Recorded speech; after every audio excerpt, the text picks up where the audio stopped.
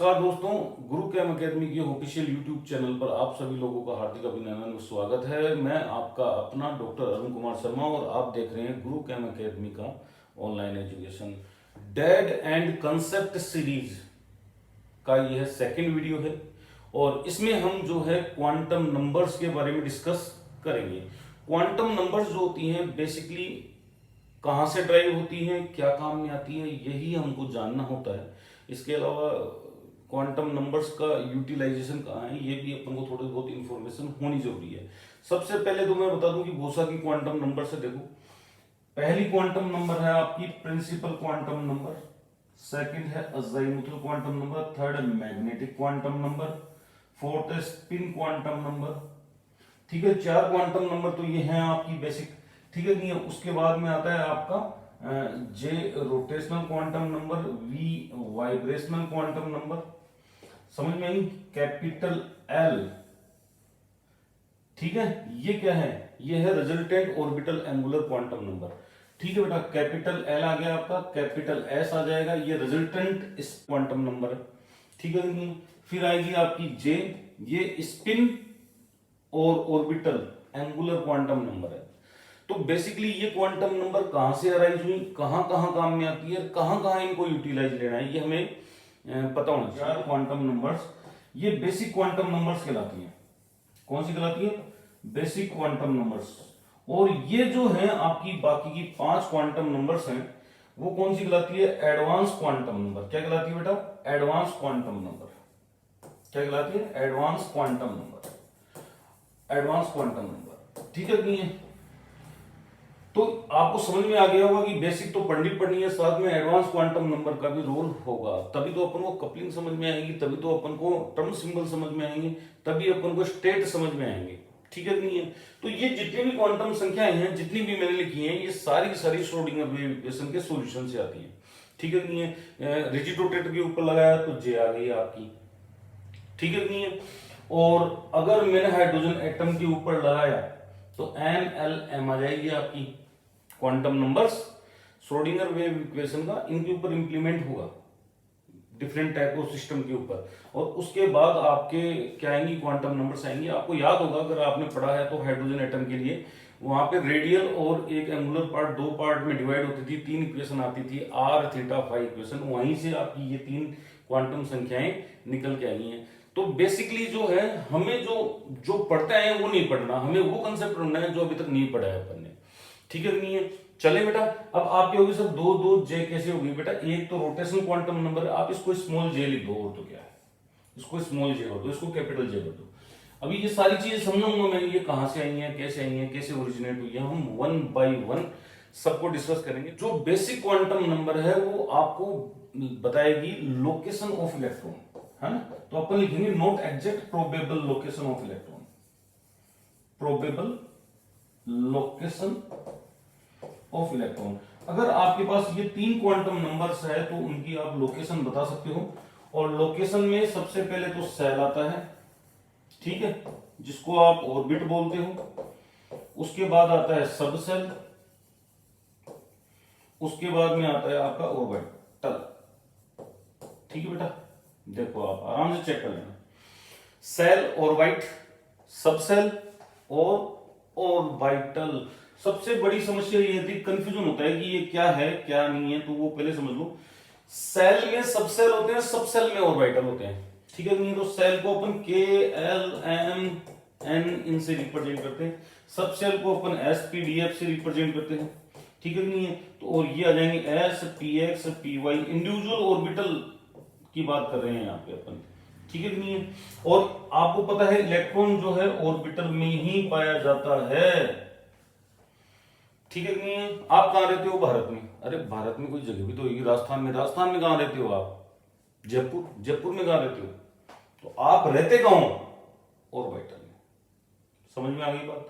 भारत में तो दुनिया रहती है, सभी रहते हैं, सही है नहीं है। तो अपन को बेसिकली ये पता होना चाहिए, क्वांटम नंबर्स का नॉलेज होना जरूरी है। तो एक्चुअल में ये तीन क्वांटम नंबर आपको क्या दे देंगे? Location, most probable location of electron दे देंगे। तो हम स्टार्ट करने जा रहे हैं प्रिंसिपल क्वांटम नंबर से स्टार्ट करेंगे। पहले प्रिंसिपल क्वांटम नंबर अपने क्या काम में आएगी, कहां यूटिलाइज होगी और इसको किस प्रकार से अपन देख सकते हैं किस प्रकार से इसको एनालिसिस करेंगे। ठीक है नहीं, हट के देखेंगे थोड़ा, आज तक पढ़ा वैसा नहीं, थोड़ा हट के देखेंगे। ठीक है नहीं, तो ये है आपका प्रिंसिपल क्वांटम नंबर। जिस प्रकार से एक इंस्टीट्यूट का हेड प्रिंसिपल कहलाता है, वैसे सारी क्वांटम नंबर्स का जो हेड है वो आपका प्रिंसिपल क्वांटम नंबर कहलाएगा। ये सारी की सारी अदर क्वांटम नंबर्स पर कंट्रोल करता है। ठीक है, ठीक है, तो कंट्रोलिंग जो फैक्टर है वो क्या है, ध्यान रखना, प्रिंसिपल क्वांटम नंबर आपको देगा ऑर्बिट। क्या देगा बेटा, ऑर्बिट या सेल। ठीक है नहीं है, प्रोनाउंसिएशन में ऑर्बिट यूज में ले लो, मेरी आदत पड़ी हुई है बचपन से, क्या करें। ठीक है नहीं है, तो ऑर्बिट ही यूज में लेंगे। इसको बोलते हैं अपन सेल। और ये जो सेल है आपको बता दूं, ये KLMN इनसे रिप्रेजेंट किए जाते हैं। और जो प्रिंसिपल क्वांटम नंबर की वैल्यू होती है वो 1 2 3 4 5 6 7 ये होती है। ठीक है नहीं है, इंटीजर वैल्यू है, फुल इंटीजर वैल्यू है, पॉजिटिव वैल्यू के साथ, ध्यान रखना, फुल इंटीजर है विद पॉजिटिव वैल्यू, कोई दिक्कत। तो इसको कैसे रिप्रेजेंट करेंगे, इसको रिप्रेजेंट करते हैं, देखो इसको रिप्रेजेंट कैसे करेंगे बेटा, ये आपका न्यूक्लियस है, न्यूक्लियस के बाहर ये स्फेरिकल पाथ, दूसरा स्फेरिकल पाथ, ऐसे चलता जाएगा। तो ये क्या है, ये n इक्वल टू 1 है, ये n इक्वल टू 2 है, ये n इक्वल टू 3 है, ये n इक्वल टू 4 है। तो इसको अपन क्या बोलेंगे, K L M N, आगे चलते जाएंगे अपन, कोई दिक्कत वाली बात नहीं। ये क्या है, आपके सब सेल हैं। क्या है बेटा, सब सेल है। इन्हीं को आप एनर्जी लेवल्स बोल सकते हो। क्या बोल सकते हो बेटा, एनर्जी लेवल्स बोल सकते हो। ठीक है नहीं है, तो मेरे को ये बताओ कि ग्राउंड स्टेट में एन की वैल्यू कितनी है भाई, 1। और फर्स्ट एक्साइटेड स्टेट में क्या है, फर्स्ट एक्साइटेड स्टेट में एन की वैल्यू 2 है। सेकंड एक्साइटेड स्टेट में कितनी है भाई, एक्साइटेड स्टेट में कितनी है, सेकंड एक्साइटेड स्टेट में आपकी 3 है। और ये आपकी फर्स्ट एनर्जी लेवल है, ये वाला। और ये वाला जो है सेकंड एनर्जी लेवल है, सेकंड एनर्जी लेवल है। वर्डिंग को पकड़ना, कंफ्यूज मत हो जाना, एन की वैल्यू बहुत इंपॉर्टेंट है, ये थर्ड एनर्जी लेवल, इसी प्रकार से चलेगा। तो अगर first third second energy levels की बात करूं तो ये एज प्रिंसिपल क्वांटम नंबर ही मूव होते हैं।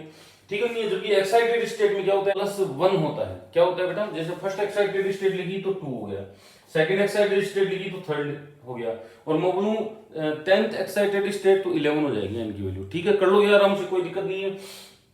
अब देखो इधर प्रिंसिपल क्वांटम नंबर जो है, आपको पता लग गया कि सेल को रिप्रेजेंट कर रहा है, ऑर्बिट को रिप्रेजेंट कर रहा है, एनर्जी लेवल्स को बता रहा है। समझ में आई बात। दूसरी चीज ध्यान रखना, इसका कंट्रोलिंग फैक्टर 2 और है। वो कौन से है, 2 कंट्रोलिंग फैक्टर है। एक तो साइज आपको अच्छी तरह पता है, जो प्रेडिक्टेबल होती है उसमें इधर से इधर चलने पर, डाउन द ग्रुप चलने पर प्रिंसिपल क्वांटम नंबर इंक्रीज होते हैं। क्या होते हैं बेटा, प्रिंसिपल क्वांटम नंबर इंक्रीज होता है, इंक्रीज बाय 1, यानी कि 1 सेल एडेड, 1 सेल एडेड। ठीक है नहीं है, एक सेल ऐड हो जाएगा तो साइज क्या होगी आपकी, अगर n की वैल्यू 1 2 3 4 5 6 चल रही है तो आपकी साइज क्या होगी भाई, ध्यान रखना, वो इंक्रीज होगी। इसीलिए अपन जो फॉर्मूला देते हैं बोहर रेडाई का, वो 0.529, याद आया कुछ या नहीं आया, n² काय में देते हैं, ये एंगस्ट्रॉम में। ये फॉर्मूला याद है कि नहीं है, पहले तो ये बताओ आपको। ठीक है नहीं है, इसी प्रकार अपन कह सकते हैं कि दूसरा जो फैक्टर है, कंट्रोलिंग फैक्टर, वो है एनर्जी। एनर्जी क्या है बेटा, एनर्जी। और आपको पता है कि बोहर ने एनर्जी क्या दी थी, En equal to -13.6 Z² electron volt per atom, ये दी हुई है। और आप जैसे जैसे प्रिंसिपल क्वांटम नंबर बढ़ाओगे एनर्जी की वैल्यू बढ़ेगी। क्यों बढ़ेगी, बता देता हूं आपको। जैसे मान लो आपको यूं लग रहा होगा डिवाइड में, लेकिन यहाँ पे माइनस भी है, ध्यान रखना। ठीक है नहीं है, एनर्जी की वैल्यू क्या होगी आपकी, देखो इधर, ये आपका न्यूक्लियस है और ये आपके सेल है। ठीक है नहीं है, तो हम क्या करते हैं, जैसे Z की वैल्यू अपन ने मान ली 1 है हाइड्रोजन एटम के लिए, और सेल की बात कर लेते हैं अपन, पहले सेल की, तो ये n इक्वल टू 1 है बेटा। तो n इक्वल टू 1 है तो माइनस 13.6 ही आएगा। और सेकंड में क्या होगा माइनस 13.6 डिवाइडेड बाई 4, और थर्ड में क्या होगा माइनस 13.6 डिवाइडेड बाई 9, और फोर्थ में क्या होगा माइनस 13.6 डिवाइडेड बाई 16। आप देखोगे एनर्जी क्या हो रही है आपकी, डिक्रीज होती हुई चल रही है, क्या इंक्रीज होती हुई चल रही है एनर्जी, नेगेटिव वैल्यू कम हो रही है, इसका मतलब क्या हो रही है, इंक्रीज हो रही है। ठीक है कि नहीं है, क्या हो रही है बेटा, इंक्रीज हो रही है वैल्यू। और अपन एन इनफाइनाइट पे इस एनर्जी की वैल्यू को अपन क्या मानते हैं बेटा, जीरो मानते हैं। अब ये मत कहना कि आपकी वैल्यू, आप तो ये ध्यान रखना जैसे जैसे आपके प्रिंसिपल क्वांटम नंबर इंक्रीज होएगी आपके एनर्जी वैल्यू भी क्या होती हुई चलेगी, इंक्रीज होगी। नेगेटिव में डिक्रीज हो रही है, वैसे इंक्रीज हो रही है। कोई दिक्कत, कोई समस्या? देखो सेकंड क्वांटम नंबर है आपकी, वो है एल अज़ाइमुथल क्वांटम नंबर बोलते हैं इसको, सब्सिडियरी क्वांटम नंबर बोलते हैं, ऑर्बिटल एंगुलर क्वांटम नंबर बोलते हैं। क्यों क्यों बोलते हैं इसको ये, क्योंकि ये उसकी सहायक है और ये सब सेल को रिप्रेजेंट करती है। किसको करती है बेटा, सब सेल को रिप्रेजेंट करेगी, या आप बोल सकते हो शेप ऑफ ऑर्बिटल को बताएगी। किसको बताएगी, शेप ऑफ ऑर्बिटल को बताएगी। कोई दिक्कत बेटा, ठीक है। और इसकी जो वैल्यू होती है वो होती है 0 1 2 3 4 5, आगे चलता जाएगा ये, ठीक है नहीं है। तो ये ध्यान रखना, ये कौन सा सबसेल देगा बेटा, एस सबसेल, ये कौन सा देगा, ये पी सबसेल देगा, ये डी सबसेल देगा, ये एच सबसेल देगा, ये जी सबसेल देगा, और ये देगा आपका एच सबसेल। पता है आपको, बताने की जरूरत नहीं है। इनके शेप भी पता है, spherical, dumbbell shape, double dumbbell shape, 8 lobe, complex structure होती है ना। जी की तो हमें पता ही नहीं है, एफ की तो फिर भी चलो अपन ने देख ली, लेकिन 3D स्ट्रक्चर में लिखी नहीं जाती। अब हमें एक बात और सीखनी है कि जो एल की वैल्यू है वो आप कैसे जस्टिफाई करोगे, कैसे डिटरमाइन करोगे। तो देखो, अगर मान लो कि एन की वैल्यू आपके पास 1 है, 2 है, 3 है, 4 है, 5 है, तो जितनी एन की वैल्यू लिख रहा हूं उतने सेट बनेंगे इसके अज़ाइमुथल क्वांटम नंबर के। जैसे 1 है तो एक सेट बनेगा 0 का, यहां पे क्या बनेगा 0 और 1 का, और यहां पे कितना बनेगा 0 1 और 2 का, 3 सेट बन गए ना। और यहां पे कितना बनेगा 0 1 2 और 3, 4 सेट बन गए। और इधर कितने बनेंगे 5 सेट बनेंगे। ये भी थोड़ा सा ध्यान रखना है आपको, कितने सेट बनेंगे 5 सेट। ये सेट है। अगर प्रिंसिपल क्वांटम नंबर आपका 1 है तो इसका मतलब क्या हो गया, वहां पे अज़ाइमुथल क्वांटम नंबर की वैल्यू कितनी होगी बेटा, 0 होगी। 1 है 2 है तो 0 और 1 दोनों हो सकती है। जैसे अगर बात करें इसकी बात करते हैं, देखो यहाँ पे 1s ऑर्बिटल ही होता है, यहाँ पे 2s और 2p होएगा, 2 आ गए ना यहाँ पे क्या होता है 3s 3p और 3d, 3 आ गए बेटा। और यहाँ पे क्या होता है आपका 4s 4p 4d और 4f होता है कि नहीं होता, ऐसे चलता है। तो आपके सेट भी पता होने चाहिए कि भाई प्रिंसिपल क्वांटम नंबर में कितनी सेट है। तो हम ये कह सकते हैं कि जो प्रिंसिपल क्वांटम नंबर है, जितनी भी प्रिंसिपल क्वांटम नंबर है उसके बीच में होगा n-1 l की वैल्यू, 0 से n-1 के आसपास इसकी क्या होगी, l की वैल्यू होगी, 0 to n-1। ठीक है नहीं, चेक करो 3 है तो 0 1 2 n-1 2 आ गया, 4 है 0 1 2 n-1 कितना आ गया आपका 3 आ गया। इस प्रकार से कोई दिक्कत, कोई समस्या, बिल्कुल इजी है। अब एक चीज और ध्यान रखना, आपको क्या है वो देखो। आप अगर मान लो कि आपसे पूछ लिया जाए कि ऑर्बिटल एंगुलर मोमेंटम के बारे में, ठीक है, कई बार क्वेश्चन आ जाता है, तो ये निकल जाता है यहां से, कैसे निकलेगा, h कट l प्लस 1 से। ठीक है नहीं, आप चाहो तो ये भी लिख सकते हो h/2 रूट l प्लस 1। ठीक है, ये तो था बिल्कुल बेसिक। अब चलते हैं एडवांस की तरफ। जब मल्टी इलेक्ट्रॉन सिस्टम की बात की जाती है तो इलेक्ट्रॉन रिपल्सन वहां पे इंपॉर्टेंट या डोमिनेंट होता है। जब इलेक्ट्रॉन रिपल्सन होता है तो ये जो अज़ाइमुथल क्वांटम नंबर है, ठीक है नहीं है, इसका ऑर्बिटल, इसका जो एंगुलर मोमेंटम है, या यूं कहते हैं कि ऑर्बिटल एंगुलर मोमेंट है वो दूसरे इलेक्ट्रॉन के ऑर्बिटल एंगुलर मोमेंट के साथ इंटरेक्ट होता है और वहां पे आती है कपलिंग। क्या आती है? और उस कपलिंग को अपन बोलते हैं बेटा एल एल कपलिंग। क्या बोलते हैं बेटा? L L coupling. और ये जो कपलिंग होती है ये वेक्टर कपलिंग है। वैसे क्या होती है? वेक्टर कपलिंग है। इसका जो रिजल्ट आता है एल एल कपलिंग का रिजल्ट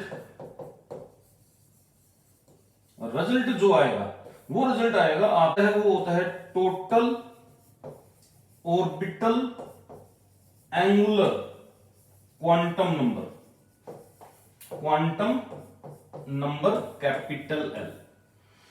एक क्वांटम संख्या और आ गई, वो कैसे आई बेटा? एल एल कपलिंग से आएगी। और वो एल एल कपलिंग का रिजल्ट जो होता है वो total orbital angular quantum number होगा। ये अपन को देगा स्टेट। क्या देगा बेटा? स्टेट जिसको अपन बोलते हैं ट्रम। ठीक है। जो इलेक्ट्रॉनिक रिपल्सन है उसका रिप्रेजेंटेशन हमेशा और हमेशा स्टेट के रूप में होता है, ट्रम के रूप में होता है। तो ये आपको ट्रम देगा। तो इस एल की वैल्यू जो है सेम 0 1 2 3 4 5 इस प्रकार से होती है। और यहां पे जो अपने पास ट्रम आएगी बेटा वो ट्रम आएगी S capital P capital capital D capital F capital G capital H capital I. J नहीं होता, कल भी बात की थी के। ठीक है नहीं है? जे नहीं होता है, ये ध्यान रखना। तो ये टर्म है जो आपको पता लग गई। ठीक है नहीं है? तो इन टर्म से ही अपने क्या बनेंगे बेटा? टर्म सिंबल्स आएंगे। तो ये समस्या ये है कि अपने पास total orbital angular quantum number आएगी कैसे? तो मैं आपको बता दूं, इसको कैलकुलेट करने का एक तरीका है, क्लेबस जॉर्डन सीरीज से इसको अपन क्या कर सकते हैं? क्लेबस जॉर्डन सीरीज जो है उससे कैलकुलेट कर सकते हैं। फिर मैं शॉर्टकट बता दूंगा आपको। एक बार तो लॉन्ग रास्ता ही चलने दो, फिर शॉर्टकट बता दूंगा आपको। कैसे चेक करेंगे कि जो कपलिंग हो रही है वो दो ऑर्बिटल एंगुलर वेक्टर होंगे, ये दो आ गए। अब इनके बीच में जो कपलिंग होगी वो कपलिंग जो है कैपिटल एल की पॉसिबल वैल्यू देगा। क्या देगा बेटा?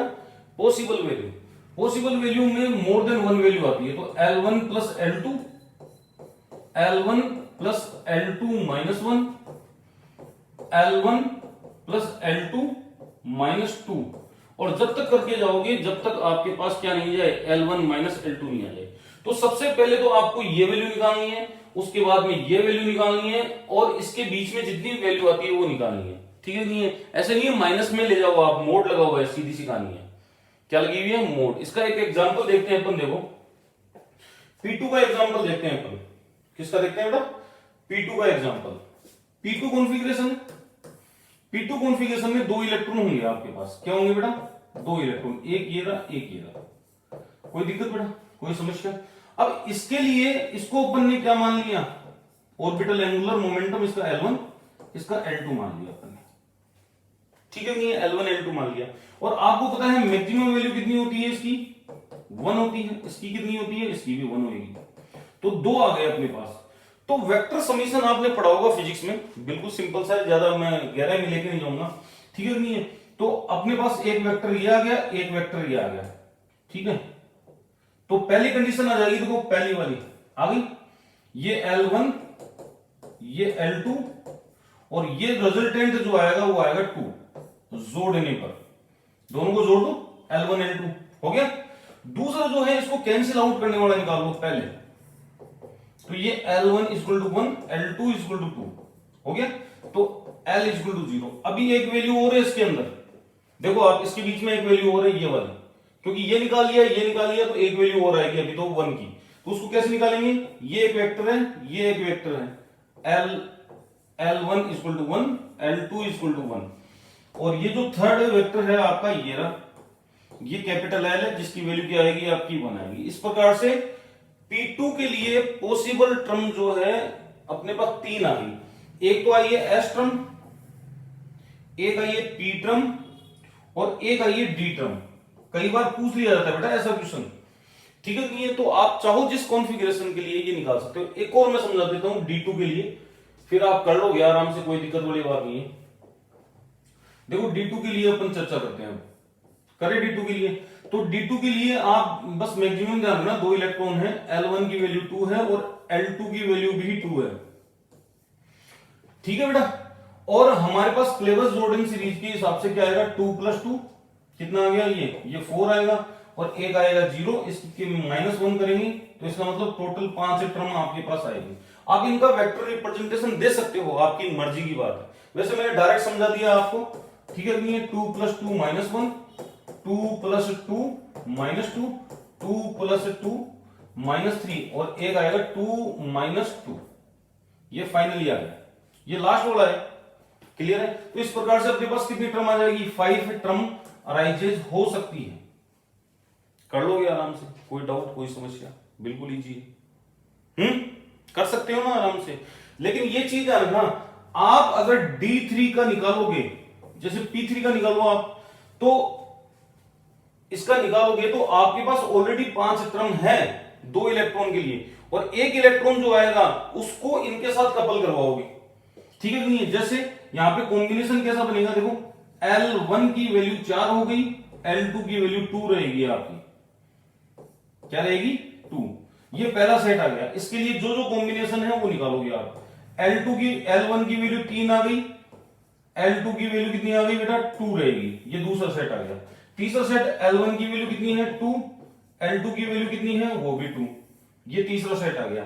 L1 की वैल्यू कितनी है बेटा, L1 की वैल्यू है 1, L2 की वैल्यू कितनी है, 2, ठीक है। L1 की वैल्यू कितनी है, 0, L2 की वैल्यू कितनी है, 2। ऐसे 5 सेट आ गए। इन 5 सेट से जो पॉसिबल टर्म आ रही है वो निकालोगे। जैसे यहां पे जोड़ोगे तो 6 आएगा और घटाओगे तो 2 आएगा, इसका मतलब बीच में बहुत सारी टर्म आ रही है, ठीक है नहीं है? 4 कितनी आ जाएगी, 5, 4 और 3, ये 5 टर्म आ गई आपके पास, ठीक है। और यहां पे अगर ऐड करोगे तो 5 आएगी और फिर माइनस करोगे तो 1 आएगी, इसका मतलब 4, 3 और 2 भी टर्म है। जो कॉमन टर्म होती है वो एक बार ही काउंट होती है, ऐसे नहीं है कि आप हर बार काउंट करोगे, ठीक है नहीं है? एक बार ही काउंट होगी वो। यहां पे देखो इसी की आएगी आपकी 4, 3, 2, 1 और 0 आ गई आपके पास 5 टर्म। इसी प्रकार से आप यहां पे चेक कर सकते हो, आप ऐड करोगे तो 3 आएगा, माइनस सब्सट्रैक्ट करोगे तो क्या आएगा आपका 1 आएगा, 1 आएगा, तो इसका मतलब 3 टर्म आ गई। ऐड करो सब्सट्रैक्ट करो, यहां पे केवल क्या आएगा आपका 2 ही आएगा। तो इस प्रकार से आपकी जो टर्म है वो बहुत सारी बन गई है D3 के लिए, ठीक है नहीं है? बहुत सारी पॉसिबल टर्म बन गई। देखो 6 से लेकर 1 तक की पॉसिबल टर्म है आपकी, ठीक है नहीं है? 0 भी है, क्या है बेटा, 0 भी है, ये रही 0। तो 6 से 0 तक की सारी टर्म बन गई है। 0, 1, 2, 3, 4, 5 और 6, टोटल 7 टर्म आएगी। तो इस टाइप से क्वेश्चंस जो हैं एग्जाम में आप कर सकते हो पॉसिबल टर्म को लेकर, ठीक है नहीं है? अब आप कहोगे सर पॉसिबल टर्म तो हमारे पास आ गई, लेकिन इन टर्म में से वैलिड टर्म कौन सी होगी? वैलिड टर्म की बात अपन नेक्स्ट वीडियो में करेंगे, जब ग्राउंड स्टेट टर्म सिंबल या टर्म सिंबल के बारे में बात करेंगे। इस वीडियो में केवल और केवल मेरे को क्वांटम नंबर को एक्सप्लेन करना है कि भाई क्वांटम नंबर क्या होते हैं, कैसे एक्सप्लेन होते हैं, ठीक है नहीं है? चले आगे। तो ये बात किसकी हो गई बेटा, ये बात हो गई आपकी ऑर्बिटल एंगुलर क्वांटम नंबर की। अब बात करते हैं मैग्नेटिक क्वांटम नंबर की। किसकी बात करेंगे बेटा, मैग्नेटिक क्वांटम नंबर की। तीसरी जो क्वांटम नंबर है वो है magnetic quantum number, magnetic quantum number. और मैग्नेटिक क्वांटम नंबर को m से रिप्रेजेंट करते हैं। मैग्नेटिक क्वांटम नंबर जो होता है वो होता है -L to 0 एंड +L, इस प्रकार से। कैसे? जैसे मान लो L की वैल्यू 0 है तो m की वैल्यू कितनी रहेगी आपकी, 0 ही रहेगी। अगर L की वैल्यू 1 है तो m की वैल्यू कितनी हो जाएगी, -1, -0, -1। आप चाहो तो वैसे लिख सकते हो। अगर L की वैल्यू 2 है तो m की वैल्यू कितनी हो जाएगी, -2, -1, 0, +1 और +2। कोई डाउट? इसी प्रकार से आप किसका चेक कर सकते हो बेटा, m इज इक्वल टू -3, -2, -1, 0, +1, +2 और +3। इस प्रकार से आप क्या है मैग्नेटिक क्वांटम नंबर्स को जस्टिफाई कर सकते हो, वैल्यू डिटेक्ट कर सकते हो। अब समझने की कोशिश करना है यहाँ पे, मैग्नेटिक क्वांटम नंबर जो है आपको हमेशा और हमेशा ओरिएंटेशन ऑफ ऑर्बिटल देगी। क्या देगी बेटा? Orientation of orbital. और आपको बता दूं number of orbital, number of orbital in A subshell, वो हमेशा 2l+1 से ही दिया जाएगा। कैसे? अगर मान लो, अगर बात करें ये s के लिए है, ये p के लिए, ये d के लिए और ये f के लिए, तो आपको कितनी पॉसिबल वैल्यू निकालनी है यहां से निकाल सकते हो। अगर l की वैल्यू 0 है, 0 रखो, देखो 1 ही आएगा, 1 आ रहा है। l की वैल्यू 1 है तो 3 आएगा, 1 2 3। और d के लिए आप 2 रखोगे तो यहाँ पे 5 आएगा, दिख रहा है आपको? दिख रहा है। 3 रखोगे तो क्या आएगा? 7 आएगा। ठीक है नहीं है? और ध्यान रखना इसके लिए तो 0 है, ये pz के लिए 0 है, ये dz² के लिए 0 है, और ये d क्या है? fz³ के लिए 0 है, fz³ के लिए 0 है। 0 z की पावर जैसे जैसे बढ़ेगी n की वैल्यू उतनी रिड्यूस होगी। ठीक है नहीं है? थोड़ा सा ध्यान रखना, मैं समझा देता हूं अभी। देखो आप, ये p ऑर्बिटल है, p ऑर्बिटल में आप चेक करोगे pz ऑर्बिटल है, उसके लिए m की वैल्यू कितनी है? 0 है। ठीक है नहीं है? क्योंकि z आया है यहां पे, क्लियर है। और यहां पे देखोगे आप px और py के लिए, दोनों के लिए m की वैल्यू कितनी है बेटा? +-1।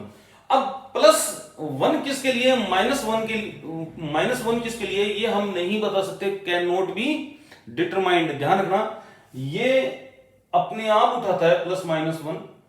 ठीक है नहीं है? अपन कुछ नहीं कर सकते, अपन बता ही नहीं सकते किसका प्लस है किसका माइनस है, कोई दिक्कत।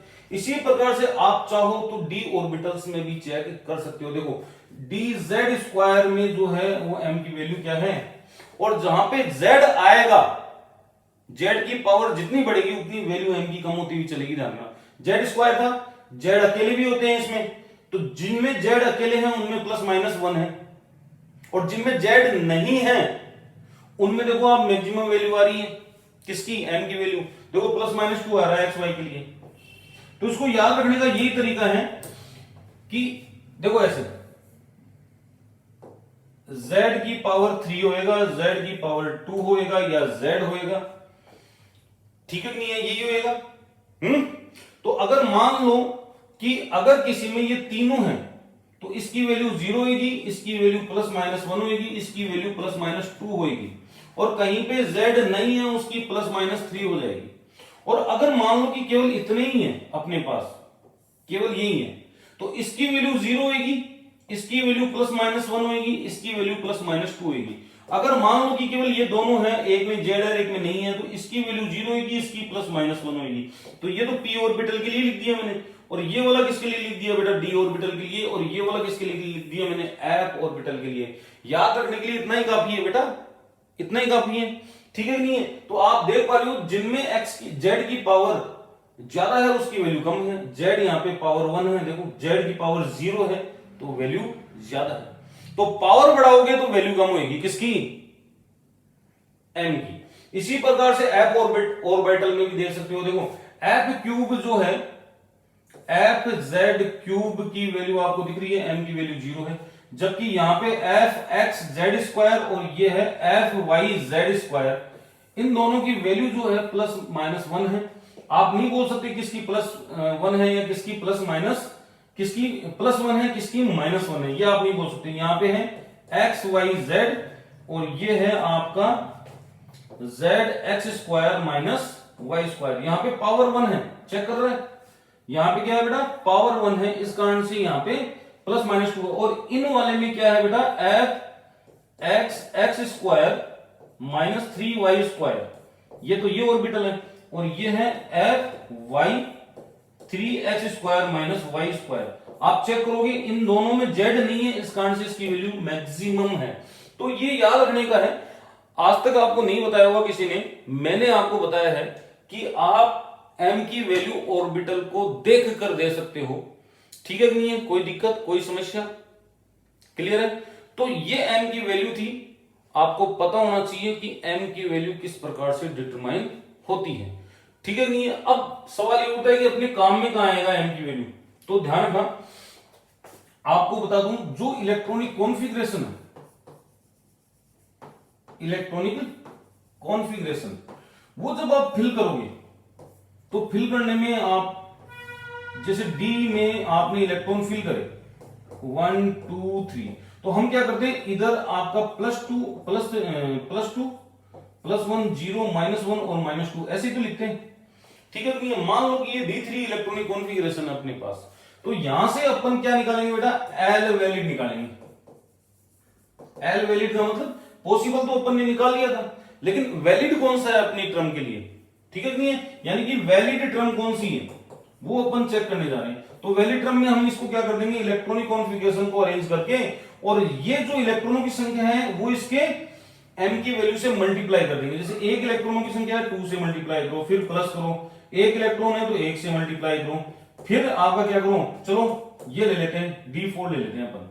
ठीक है नहीं है, एक इलेक्ट्रॉन है 0 से मल्टीप्लाई करो, एक इलेक्ट्रॉन है -1 से मल्टीप्लाई करो, तो ये तो कट गया, यहां पे हटाओ इसको, और ये हो गया 0। इसका मतलब L की वैल्यू कितनी आ रही है आपकी, 2 आ रही है। तो ये निकलेगा समीशन ऑफ ml। ये थोड़ा सा ध्यान रखना, इसको ऐड करके आप क्या निकाल सकते हो, वैलिड टर्म निकाल सकते हो। क्या निकाल सकते हो बेटा, वैलिड टर्म। कर लोगे आराम से, टर्म निकल जाएगी वैलिड, कोई दिक्कत नहीं है। पर ये ध्यान रखना, इसमें बहुत बड़ा रोल होता है कोऑर्डिनेशन केमिस्ट्री वगैरह का। क्यों, वो बता देता हूं मैं आपको कि कोऑर्डिनेशन में क्या होता है बेटा, जो strong field ligand weak field ligand वाला कंसेप्ट आता है, उसके कारण इलेक्ट्रॉन पेयरिंग वगैरह हो जाती है। उसके कारण जैसे मान लो कि D4 में लो स्पिन है, तो एक इलेक्ट्रॉन यहाँ पे आ गया तो ये 2 से मल्टीप्लाई होगा, फिर ये वाला सिस्टम काउंट नहीं होगा। इसलिए थोड़ा सा उन चीजों को भी ध्यान में रखना है आपको, इलेक्ट्रॉनिक कॉन्फ़िगरेशन किस प्रकार से अरेंज हो रहा है, क्योंकि टर्म अपनी निकलेगी वो उसी हिसाब से कैलकुलेट होगी, उसी हिसाब से डिटरमाइन होगी। ठीक है बेटा। अब जो तीसरी और लास्ट क्वांटम नंबर है अपनी, जो यहां पे अपन देखने जा रहे हैं, वो है स्पिन क्वांटम नंबर। क्या बेटा, स्पिन क्वांटम नंबर। और स्पिन क्वांटम नंबर्स को अपन S से रिप्रेजेंट करते हैं, स्मॉल s से। और ये क्या बताएगी, ये बताएगी स्पिन ऑफ इलेक्ट्रॉन। क्या बताएगी, अबाउट स्पिन ऑफ इलेक्ट्रॉन। ठीक है। इसकी जरूरत क्यों पड़ी, इसकी जरूरत पड़ी है पाउली एक्सक्लूजन प्रिंसिपल को सही करने के लिए। ठीक है नहीं है, किसकी, Pauli's exclusion principle, Pauli's exclusion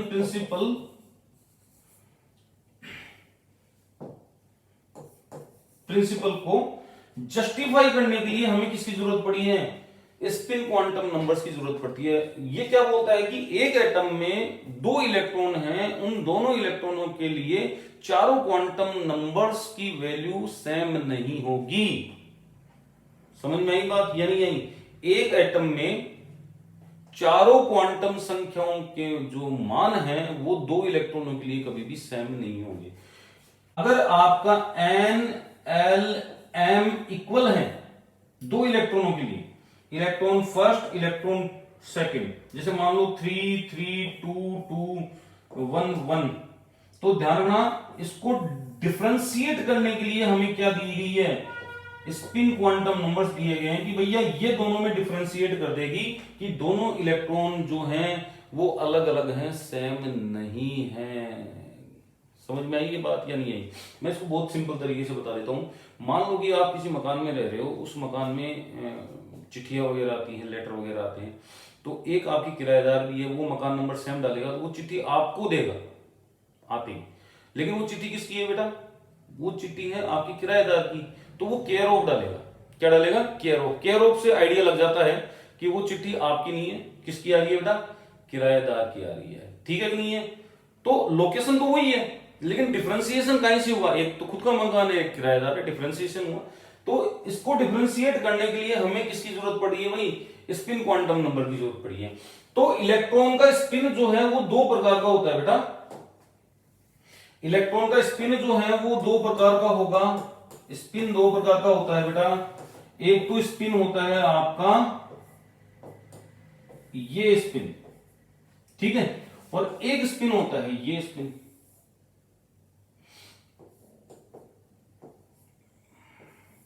ये स्पिन आ गया, दो स्पिन। जो इस प्रकार का स्पिन होता है इसको जनरली हम बोलते हैं क्लॉकवाइज, होता नहीं है, बोलते हैं क्लॉकवाइज, ठीक है नहीं है। राइट हैंडेड स्पिन बोलते हैं इसको, क्या बोलते हैं, right handed spin, handed spin. और इस स्पिन के लिए अपन लगाते हैं प्लस हाफ। और ये जो स्पिन होता है एंटी क्लॉकवाइज होता है, एंटी क्लॉकवाइज स्पिन होता नहीं है, बोलते हैं अपन, फिर कह रहा हूं मैं। और इसको लेफ्ट हैंडेड स्पिन बोलते हैं अपन, लेफ्ट हैंडेड स्पिन। और लेफ्ट हैंडेड स्पिन को हम किससे रिप्रेजेंट करते हैं बेटा, माइनस हाफ से रिप्रेजेंट करते हैं, कोई दिक्कत। अब आप कहोगे सर अपने कहां काम में आएगा, बिल्कुल आएगा काम में। देखो ये जो स्पिन है स्मॉल, ये भी क्लेबस जॉर्डन सीरीज से कैलकुलेट होते हैं, ध्यान रखना। कैपिटल एस की वैल्यू जो है स्मॉल s1 प्लस s2, ठीक है। दूसरी value s1 plus s2 minus 1। Pattern वही रहेगा s1 माइनस s2, पैटर्न वही रहेगा, वही वेक्टर समेशन यूज में आएगा, वही वेक्टर मेथड यूज में आएगा इनकी वैल्यू डिटरमाइन करने के लिए, समझ में आई। तो इसका मतलब यहां पे भी स्पिन की पॉसिबल वैल्यू आएगी, क्या आएगी बेटा, पॉसिबल वैल्यू, ठीक है नहीं है। वो पॉसिबल वैल्यू जो है आपको देगी रिजल्टेंट स्पिन क्वांटम नंबर, क्या देगी बेटा, resultant spin quantum number, spin quantum number. बेटा ये ध्यान रखना, ये तो है स्पिन क्वांटम नंबर और ये है रिजल्टेंट स्पिन क्वांटम नंबर, इसकी पॉसिबल वैल्यू निकल के आएगी आपके पास। कैसे, वही अपन एग्जांपल ले लेते हैं P2 का, क्या ले ले बेटा, P2 का एग्जांपल ले लेते हैं। P2 ले लो, D2 ले लो, क्योंकि यहां पे दोनों टू इलेक्ट्रॉन केस है तो हो जाएगा आपका, ठीक है नहीं है। तो एक इलेक्ट्रॉन ये रहा, एक इलेक्ट्रॉन ये रहा। अब या तो दोनों स्पिन क्या हो सकते हैं, सेम हो सकते हैं, या एक का स्पिन क्या हो सकता है, अपोजिट हो सकता है, हो सकता है नहीं हो सकता। जब दोनों के स्पिन सेम होते हैं तो प्लस हाफ प्लस हाफ कितना हो गया, कैपिटल एस की वैल्यू हो गई आपके पास 1। और अगर एक का स्पिन सेम और दूसरे का अपोजिट होता है तो एस की वैल्यू हो जाती है 0, ठीक है नहीं है, कोई दिक्कत, कोई समस्या, बिल्कुल इजी है, आराम से, ठीक है नहीं है। P3 के लिए भी आप निकालोगे तो P3 के लिए 3/2 आ जाएगा, एक आ जाएगा आपका। देखो P3 के लिए भी निकाल लेते हैं अपन। P3 के लिए कितना आ जाएगा, तीनों को जोड़ दो, तीनों के सेम स्पिन है तो तीनों के सेम स्पिन है तो 3/2 आएगा एक बार। दो के सेम रखो, एक का अपोजिट रखो तो कैंसिल हो गया 1/2, ये दो आ जाएंगे फिर। या फिर अपन क्या कर सकते हैं, इन दो का अपोजिट रखो, उससे कोई फर्क नहीं पड़ेगा बेटा, दो ही आएंगे। मैंने क्या कहा था, ऐड माइनस, बस खत्म कहानी, कर लोगे आप। तो ये पॉसिबल स्पिन आ रहे हैं, अपने काम का कौन सा स्पिन है इसकी चर्चा अपन नेक्स्ट वीडियो में करेंगे, मैंने आपको बताया था। नेक्स्ट देखो, आप समझने की कोशिश करना कि ये जो रिजल्टेंट स्पिन क्वांटम नंबर है ये आपको देगा स्पिन मल्टीप्लिसिटी, क्या देगा बेटा, स्पिन मल्टीप्लिसिटी। जनरली क्या करते हैं, स्पिन मल्टीप्लिसिटी जो है 2s + 1 से देते हैं और इसको बोलते हैं कि अनपेड इलेक्ट्रॉनों में एक जोड़ दो भैया, क्या जोड़ दो, अनपेड इलेक्ट्रॉनों में एक जोड़ो। ये तभी आप करोगे फॉर्मूला, ये तभी यूज में लोगे अनपेड इलेक्ट्रॉनों में एक जोड़ने वाला, जब सारे इलेक्ट्रॉनों का स्पिन एक जैसा हो, मतलब एक साइड वन साइडेड स्पिन हो, वन साइडेड स्पिन हो। पहले कह रहा हूं मैं, अगर स्पिन अपोजिट साइडेड है तो गड़बड़ हो जाएगा मामला। जैसे मान लो कि आपसे कोई पूछ ले कि भाई 3 अनपेड इलेक्ट्रॉन है इस टाइप के, तो इसकी स्पिन मल्टीप्लिसिटी क्या होगी, तो आप थोड़ी बोलोगे 4 हो जाएगी, तो बोले सर स्पिन मल्टीप्लिसिटी नहीं भैया 4 नहीं होगी, 4 नहीं होगी। यहां पे ध्यान रखना है, क्योंकि ये स्पिन इसके साथ कैंसिल हो जाएगा। हालांकि ये गलत है, लेकिन एग्जामिनर कुछ भी पूछ सकता है, गलत भी पूछ सकता है आपसे, तो एग्जामिनर का थोड़ा सा ध्यान रखना, ठीक है नहीं है। अब देखो यहां से आप आराम से कैलकुलेट कर सकते हो, 1 से 1 कैंसिल हो गया और 2s बराबर n आ गया, यानी कि n बराबर क्या आ गया आपका, सॉरी s बराबर क्या आ गया, n/2 आ गया। अगर आपको रिजल्टेंट क्वांटम नंबर चाहिए तो अनपेड इलेक्ट्रॉनों में 2 का भाग दे दो, लेकिन कंडीशन वही रहेगी, क्या रहना चाहिए, मतलब सब नियम के हिसाब से होना चाहिए। अगर नियम के अपोजिट कोई काम हो रहा है तो ये फॉर्मूला नहीं लगेगा। तो स्पिन मल्टीप्लिसिटी अपन कैलकुलेट कर सकते हैं। जैसे मान लो 2s प्लस 1 में आपकी s की वैल्यू 0 है, तो 0 रखोगे तो यहां पे क्या आएगा बेटा, 1 आएगा। और s की वैल्यू अगर 1 है, अगर s की वैल्यू 1 है तो ये क्या आएगा, 3 आएगा। तो 1 वाले को अपन क्या बोलते हैं, सिंगलेट, और 3 वाले को क्या बोलते हैं, ट्रिपलेट। क्या बोलते हैं बेटा, ट्रिपलेट बोलते हैं। तो यहां पे हमने जो है अभी तक दो नई क्वांटम संख्याओं के बारे में जाना है, एक तो कैपिटल एल और एक कैपिटल एस। अब जो चर्चा आएगी वो आएगी आपके तीसरे क्वांटम नंबर्स की जे। तो यहां पे अपन ने देखी कि ये वाली जो है बेटा, ये वाला जो है वो एस एस कपलिंग कहलाएगा। क्या कहलाएगा बेटा, एस एस कपलिंग। यहां पे लिख लेना आप, क्या कहलाएगा बेटा, S S coupling, spin spin coupling. और स्पिन स्पिन कपलिंग का रिजल्ट भी क्लेबस जॉर्डन सीरीज के द्वारा आता है। नेक्स्ट जो है अपन देखेंगे, वो देखेंगे L S coupling, L S coupling, L S coupling. ठीक है, नहीं है एल माइनस एस नहीं, ये एल एस कपलिंग है। इसको आर एस कपलिंग भी कहा जाता है, आर एस कपलिंग भी कहा जाता है। दो जो क्वांटम संख्याएं जो अलग अलग जगह से आई हैं, उन क्वांटम नंबर्स के बीच में कपलिंग हो रही है, तो वो क्या कहलाएगी आपकी, एल एस कपलिंग या आर एस कपलिंग। यहां पे दो वैज्ञानिकों नाम है, रसल और सॉन्डर्स कपलिंग। ठीक है, नहीं है तो आपने ये देखा कि एल एल कपलिंग से तो आपका एल कैपिटल एल आया है, और एस एस कपलिंग से आपका कैपिटल एस आया है। और इन दोनों की जब कपलिंग होगी, एल एस कपलिंग जिसको अपन बोलेंगे, उससे आपका कैपिटल जे आएगा। क्या आएगा बेटा, कैपिटल जे आएगा। क्या आएगा, कैपिटल जे आएगा। इसको अपन क्या बोलेंगे, इसको बोलेंगे इसको अपन बोलेंगे और स्पिन ऑर्बिटल, या ऑर्बिटल स्पिन बोल दें, ऑर्बिटल स्पिन क्वांटम नंबर। ठीक है, नहीं है क्या बोलते हैं, ऑर्बिटल स्पिन। क्यों, ऑर्बिटल और स्पिन के कपलिंग से आया।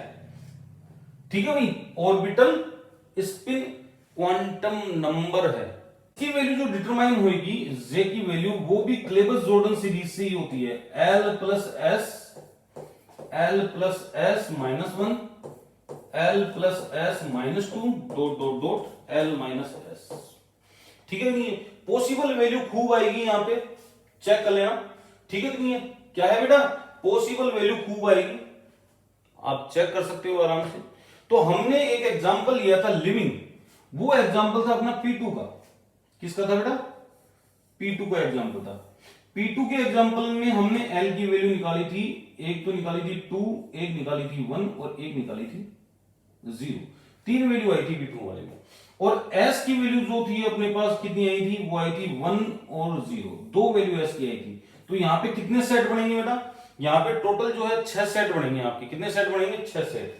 पहला कौन सा आएगा, L इक्वल टू 2 और S इक्वल टू 1, पहला सेट। ठीक है, नहीं है तो यहां पे आप जब चेक करोगे इसी सीरीज से, तो एक तो आएगा आपकी जे की वैल्यू कितनी आएगी, 3 आएगी, एक आएगी 2 और एक आएगी 1। आप जोड़ के घटा के देख लो हाथ। ठीक है, नहीं है इस सीरीज के आधार पर। दूसरा जो सेट ले रहे हैं वो ले रहे हैं L इक्वल टू 1 और S इक्वल टू 1। ठीक है, तो जे की वैल्यू कौन सी आएगी, यहां पे एक तो आएगी 2, एक आएगी 1 और एक आएगी 0। करके देख लो आप फटाफट। L की वैल्यू यहां पे अपन रखेंगे 0, तो S की वैल्यू कितनी रखेंगे, 1। तो यहां पे J की वैल्यू जो है वो एक ही आएगी, वो आएगी 1। ठीक है, ये 3 सेट हो गए। अब दूसरे सेट अपन को ट्राई करने हैं। L इक्वल टू 2, तो S इक्वल टू 0। तो यहां पे कितना आ रहा है बेटा, यहां पे J की वैल्यू 1 ही आएगी, केवल 2, एक ही J की वैल्यू आएगी। इसी प्रकार से L की वैल्यू यहां पे 1, S की वैल्यू आपकी 0 रहेगी, J की वैल्यू आएगी आपकी 1। ठीक है, L की वैल्यू 0, S की वैल्यू भी 0, तो यहां पे J की वैल्यू क्या आ जाएगी आपकी, 0 आ जाएगी। इस प्रकार से बहुत सारी J पॉसिबल आएगी। समस्या ये है कि वैलिड कौन सी हो। तो वैलिड के लिए ध्यान रखना कि ये हाई वैल्यू है, हाई वैल्यू, और ये कहलाती है low value, L minus S. क्या कहलाती है बेटा, हाई वैल्यू। और ये क्या कहलाती है, ये तो हाई वैल्यू कहलाती है, और ये क्या कहलाती है, लो वैल्यू। केवल ये दो ही वैलिड बनती हैं। और ये वैलिड कब बनेगी, जब हमें पता होगा कि कॉन्फ़िगरेशन कैसा है। जब हमें पता होगा कॉन्फ़िगरेशन कैसा है, तो अपन जे वैलिड के लिए चलते हैं। अब किसके लिए चलेंगे बेटा? जे वैलिड के लिए। तो जे वैलिड आप चेक करोगे, जे वैलिड को आप चेक करोगे, एल प्लस एस कब होगा? व्हेन इलेक्ट्रॉनिक कॉन्फ़िगरेशन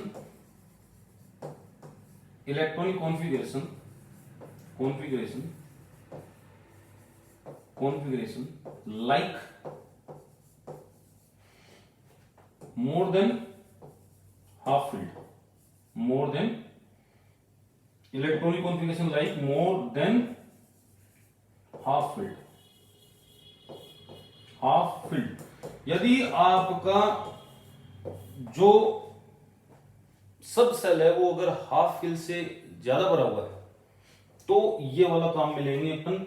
जैसे एग्जाम्पल के रूप में अपन ले लेते हैं बेटा, एग्जाम्पल के रूप में ले लेते हैं। देखो यहाँ पे कौन कौन सा आएगा? P4 यहाँ पे आता है, P5 यहाँ पे आएगा, D6 यहाँ पे आएगा, D7 यहाँ पे आएगा, D8 यहाँ पे आएगा, D9 यहाँ पे आएगा, और साथ में आएगा बेटा F8, F9, F10, F11, F12, F13।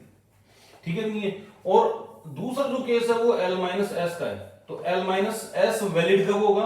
When electronic configuration is like less than half filled. क्या होगा? Less than half filled. आप चेक करोगे लेस देन हाफ फिल्ड के जैसा होगा, जैसे P1, P2। ठीक है नहीं है? D1, D2, D3, D4, F1, F2, F3, F4, F5 और F6 ये है। अब आप कहोगे सर अभी तो दो बच गया, एक तो हाफ फिल बच गया और एक फुल फिल बच गया। तो भैया ध्यान रखना, हाफ फिल और फुल फिल के लिए जब आप एल वैलिड की वैल्यू निकालने जाओगे, किसकी? एल वैलिड की वैल्यू, तो उसकी जीरो आएगी। क्या आएगी?